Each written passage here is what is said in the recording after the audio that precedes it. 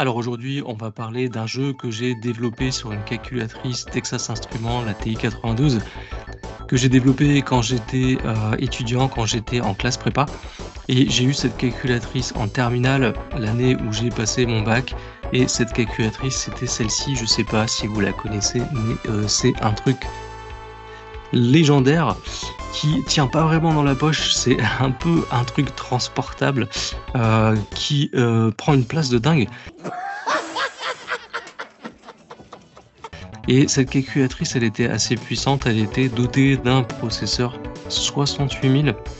Et alors, si ça vous parle, probablement pas, mais le processeur 68000, c'était celui qu'on retrouvait dans l'Atari ST. L'Atari ST, c'est un ordi que j'ai eu quand j'étais ado et sur lequel on jouait beaucoup avec mes frangins et qui était pas mal du tout. Donc, un des jeux légendaires, Lemmings, auquel je jouais beaucoup. J'ai adoré ce jeu et c'était vraiment un jeu excellent que j'adorais. Il y a eu plein de jeux légendaires sur l'Atari ST et il avait un petit lecteur disquette, il avait un peu de mémoire. C'était pas ouf, c'était pas dingue, mais voilà quoi. C'était des jeux sympas et j'en avais un très bon souvenir. Et il y avait beaucoup de gens qui programmaient déjà sur l'Atari ST et donc il y avait beaucoup de documentation. Il y avait beaucoup de gens qui savaient comment programmer un processeur 68000 et du coup c'était possible de faire des jeux vidéo dessus. Alors à la base, la calculatrice, elle servait pas à faire des jeux vidéo, elle servait plutôt à faire des maths. Elle permettait de faire des trucs compliqués, de la géométrie, des fonctions, afficher des fonctions mathématiques, calculer des dérivés, des conneries comme ça. Et moi, ça m'intéressait pas en fait. Ce qui m'intéressait, c'était plutôt de programmer.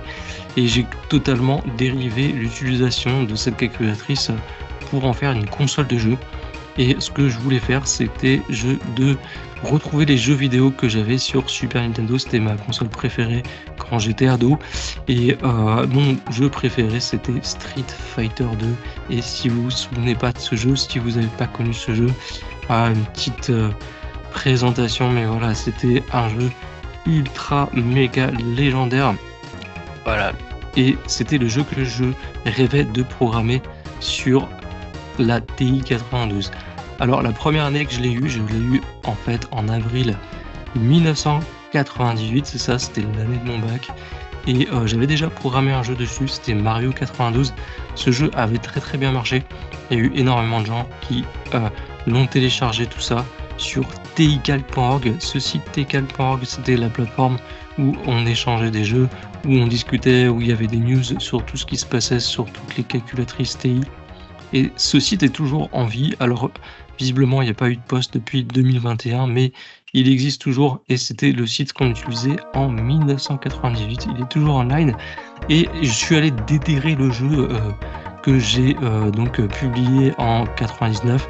Ce jeu, c'est Street Fighter 2 et il est toujours en ligne. On peut toujours le télécharger et il a été téléchargeable depuis presque 25 ans. 25 ans, c'est un truc de malade. Donc voilà, je suis allé déterrer ça et j'ai installé l'émulateur ce week-end. J'ai essayé de récupérer toutes les libs qui manquaient pour essayer de le run. Et ben figurez-vous que ça marche. Et je vais vous faire la petite démo tranquille. Et vous allez voir ce que ça donne.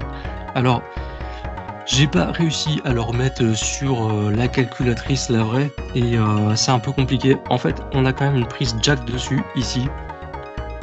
Qui permettait de le brancher à un port série et il y avait un logiciel qui s'appelait GraphLink mais qui ne marche plus aujourd'hui, qui est beaucoup trop vieux, qui permettait d'upload des fichiers sur la calculatrice. Et il y avait un développeur américain qui avait réussi à craquer la calculatrice pour, avec le cap série, il avait exploité un bug qui permettait de reflasher la ROM et d'insérer une sorte de console qui permettait ensuite d'exécuter des programmes qui étaient compilés en assembleur. C'est-à-dire qu'à la base, sur la calculatrice, on ne pouvait pas programmer en assembleur, on ne pouvait pas exécuter des programmes compilés en assembleur. Elle était protégée, il n'y avait pas de raison de laisser les gens le faire.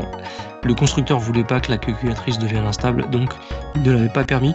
Et il n'y avait qu'un langage de basique qui était disponible et c'était juste un petit langage qui s'appelait le TI basique et qui permettait pas d'afficher des graphismes. Et c'était beaucoup trop lent. Donc ce qu'il faut bien comprendre, c'est que même en assembleur, faire des jeux vidéo sur ces calculatrices, c'était déjà compliqué. Il fallait vraiment tout optimiser. C'était méga lent. Le processeur tournait à 10 MHz, donc c'était quand même pas un truc de guerre, quoi. Et donc, en basique, c'était absolument inenvisageable de faire quoi que ce soit. Et 3 ans après, alors la TI 92 est sortie en 95 et en 98, il y a eu la TI 89 qui était exactement la même.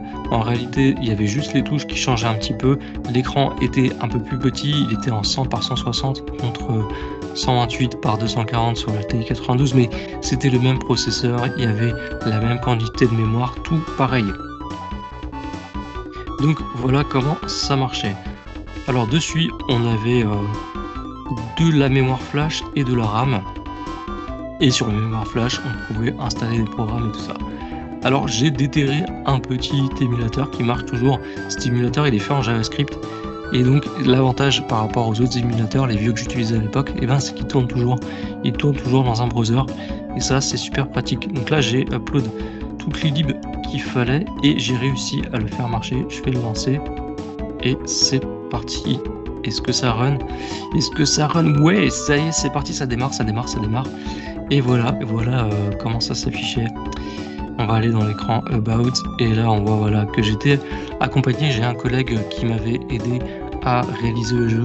J'avais fait toute la programmation et mon collègue Pierre avait fait les graphismes et m'avait aidé un peu dans le game design. J'étais très mauvais en game design et voilà, il m'avait donné quelques conseils et tout et c'était pas mal du tout. Après, il y avait un petit menu un peu, voilà, ça faisait un peu mode arcade avec les polices sympas et tout. Et on pouvait jouer contre l'ordinateur ou contre... Ah voilà, c'est ça. Alors com versus com, c'est computer versus computer. Et on va lancer ça et je vais vous montrer. Il y avait une petite IA et l'ordinateur pouvait jouer contre lui-même et c'était assez marrant. Et c'est parti. Est-ce que ça marche? Est-ce que ça démarre? Ça démarre. C'est parti. Round 1 fight. Allez. Et voilà, donc là je joue pas en fait, c'est l'IA qui joue contre elle-même. Et donc voilà, donc j'avais récupéré des graphismes comme ça de Pierre et voilà, donc on pouvait faire tous les coups spéciaux, on pouvait faire des kicks, des coups de poing. C'était à peu près pareil que la Super Nintendo, sur la Super Nintendo. Et voilà, il y avait même des fonds d'écran qui s'affichaient par-dessus. Et voilà, il y avait la barre avec le petit compteur et tout. Et c'était beau quand même. Et donc j'étais content d'avoir fait ça. C'était un des meilleurs jeux de l'époque qui était sur T92. C'était exceptionnel parce qu'il n'y avait rien du tout en fait de ce niveau-là. Il y avait beaucoup de jeux, mais rien en fait qui arrivait à ce niveau. Et c'était quand même pour l'époque une belle réalisation. Et on pouvait jouer aussi avec le Link, donc on pouvait avec le jack, on pouvait se connecter à une autre calculatrice et on pouvait jouer l'un contre l'autre comme ça. Et on pouvait jouer aussi à deux sur la même calculatrice. Et c'est parti. Et voilà. Alors là, c'est moi qui vais jouer. Et j'arrive à me déplacer. Qu'est-ce qu'on fait? Alors il y avait le gros kick, le moyen kick, le petit kick, le gros coup de poing, le moyen coup de poing, le petit coup de poing, trop bien. Alors là, vas-y, je vais lui mettre une rouste, tac, paf, balayette, et voilà. Et il y avait aussi des coups spéciaux pour ceux qui se souviennent, il y avait les Hadouken, il y avait aussi le Shoryuken, c'était un... Voilà, ce truc-là qui est assez fatal. Je vais essayer de le mettre dans la vue. Hop. Non.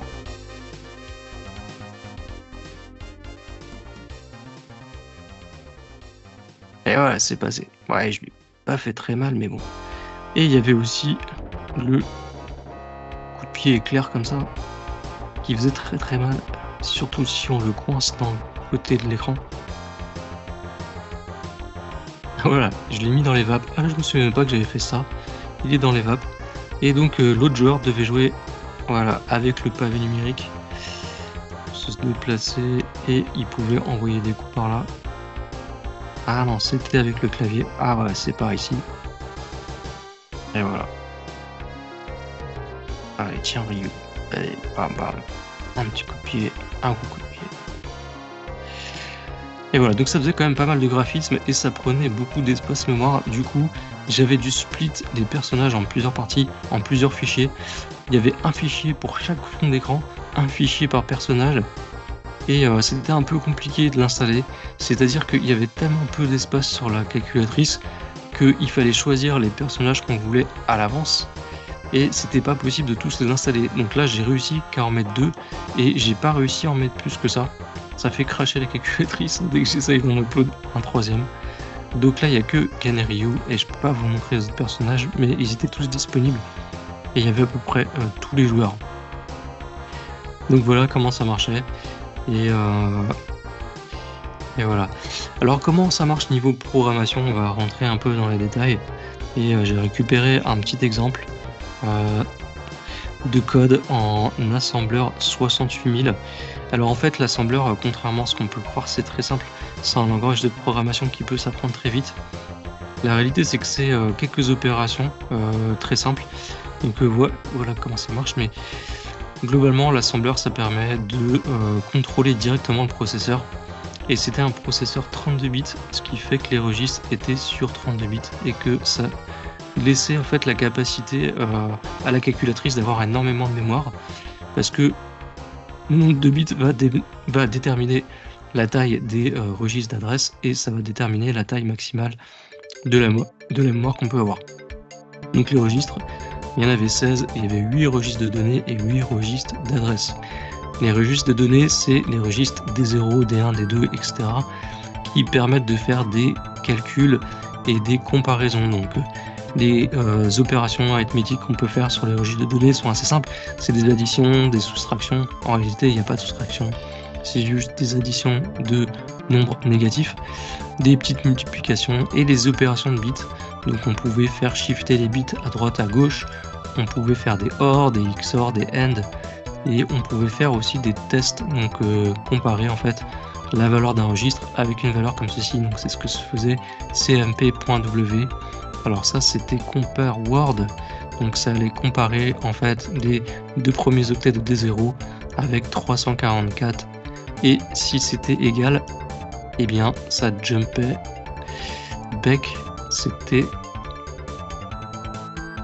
un opérateur qui permettait de sauter à un label si la condition était vraie et la condition était stockée dans un autre registre d'état qui permettait de faire des sauts conditionnels comme ceci.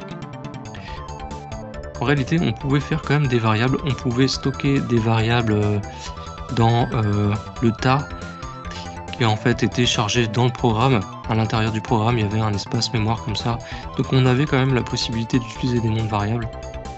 Mais toutes les opérations devaient être faites dans les registres de données et donc on chargeait en fait des datas depuis la RAM, on les mettait dans le registre de données, on faisait nos opérations et c'est comme ça qu'on arrivait à programmer.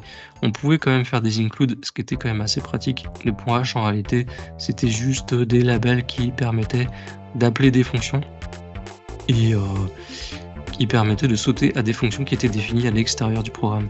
Et donc on pouvait factoriser un petit peu les programmes comme ça dans les librairies, des bibliothèques partagées. Alors comment ça marchait sinon?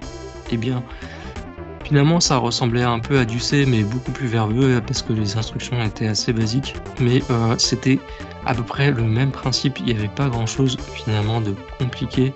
Les programmes étaient difficiles à lire parce qu'ils étaient un petit peu longs, mais il y avait moyen de faire des commentaires, on pouvait même un petit peu indenter son code, et donc on pouvait quand même faire comme ça des programmes assez complexes.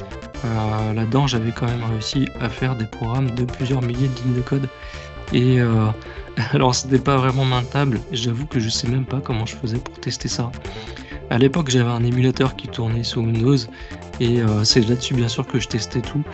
J'envoyais en fait le résultat sur la calculatrice qu'une fois ou 2 fois par jour pour vérifier un peu le gameplay avec le clavier, tout ça, vérifier que ça s'intégrait bien avec le matériel final, mais c'était beaucoup trop long d'upload ces programmes sur la calculatrice à chaque fois, et dès que vous aviez le moindre problème en assembleur, ça faisait cracher toute la calculatrice.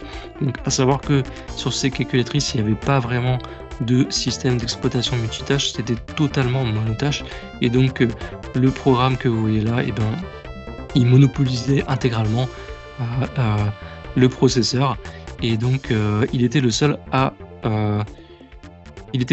s'exécuter. Et donc, il n'y avait pas du tout de validation de l'adresse mémoire. Vous pouviez écrire n'importe où. Il n'y avait pas de sécurité. Et donc, c'était très facile de crasher la calculatrice au moindre bug. Ça faisait tout cramer. Donc, il fallait absolument tout tester sur l'émulateur. Sur l'émulateur, il y avait un petit débugger qui permettait de voir en fait son programme en assembleur. Alors, sans les labels, mais l'assembler, c'est un langage qui est assez facile à décompiler.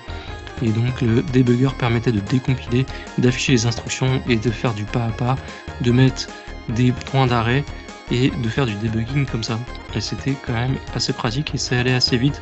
L'assembler, ça se compilait très très vite, il n'y a pas grand chose à faire pour compiler l'assembler. Le fait de le transformer d'un fichier texte en un fichier binaire, c'est l'affaire de quelques secondes, même sur une vieille brouette sous Windows de l'époque, ça se faisait très vite. Voilà comment ça marchait. Et comme vous pouvez voir là, vous avez peut-être remarqué qu'il y a des niveaux de gris, il y a du gris clair, du gris foncé, du noir et du blanc, alors que la calculatrice à la base était uniquement en noir et blanc. Le pixel s'affiche en noir ou en blanc. Et bien il y avait moyen en fait de faire clignoter des pixels. Alors comment on faisait en fait pour afficher des données dans la mémoire vidéo? Eh bien la mémoire vidéo elle avait une adresse et il suffisait d'écrire cette adresse. Cette adresse on pouvait l'hardcoder dans les programmes en assembleur, et la mémoire vidéo était organisée du haut en bas, de gauche à droite. Donc là ici en fait ce que je vous montre avec le curseur, eh bien c'est le premier octet. Il y avait 8 bits et il y avait 1 bit par pixel, et donc les bits de gauche représentaient les pixels de gauche, et quand le bit était à 1, il y avait un pixel qui s'allumait, et quand le bit était à 0, eh bien le pixel ne s'affichait pas. Et donc ce qui était possible de faire, comme il y avait un taux de rafraîchissement relativement rapide, alors je sais plus combien c'était, je sais pas si c'était 25, 30 ou 40 Hz, je me rappelle plus, mais il y avait moyen en fait d'avoir un hook en assembleur. En fait on avait moyen d'exécuter un bout de code quand l'électron, quand le balayage avait terminé de tout afficher, quand elle arrivait en bas à droite de l'écran, on avait un hook et ça permettait de faire pointer la mémoire vidéo sur un deuxième buffer, et on faisait clignoter la mémoire vidéo avec deux buffers. Donc il y avait deux mémoires vidéo, et si vous aviez un bit sur le buffer de gauche, vous aviez du gris clair. Si vous aviez un bit sur le buffer de droite, vous aviez du gris foncé, et si vous aviez un bit sur les deux, vous aviez du noir. Alors en réalité, vous aviez un buffer qui était affiché toutes les 4 images, et un autre buffer qui était affiché toutes les 2 images, si je ne m'abuse pas. Donc il y avait 1 sur 4, 2 sur 4, et donc ça permettait de faire plusieurs nuances de gris comme ceci. Donc il me semblait que c'était ça, c'était à peu près comme ça que ça marchait. Et ça c'était un gros hack, et du coup ça faisait clignoter. Alors sur l'émulateur on ne le voit pas, parce que l'émulateur en fait ne permet pas de faire ce hack. Ils ont en fait émulé avec des vrais niveaux de gris l'affichage, et donc on voit pas en fait le clignotement, mais sur la vraie calculatrice ça faisait un peu mal à la tête. Le gris clair il clignotait assez fortement et c'était pas très joli. Voilà comment ça marchait. C'était quand même pas facile à l'époque de faire des jeux vidéo là-dessus, mais ça se faisait. Je suis quand même impressionné de pouvoir avoir installé tout ça. Je vais essayer de refaire marcher mon GraphLink, et j'ai vraiment hâte d'essayer de reploader ça sur la vraie console et de voir ce que ça donne en fait pour de vrai. Et voilà. Alors un autre truc, c'est que le même jeu on pouvait aussi l'installer sur la TI-89, c'était le même binaire, c'est juste que le programme en fait était capable d'avoir la taille de l'écran et qu'il a adapté en fait l'affichage en fonction du type d'écran, et c'était le même code, le même programme, tout pareil. Voilà. Bon, j'espère que ça vous a plu. Et bien je vous souhaite une bonne soirée. Je vous invite à vous abonner à mon contenu. Je Je produis du contenu régulièrement sur tout ce qui est cloud engineering, DevOps, tout ça, et ça m'arrive parfois de faire des sujets un peu annexes comme ceci. J'espère que ça vous a plu. À très bientôt. Ciao.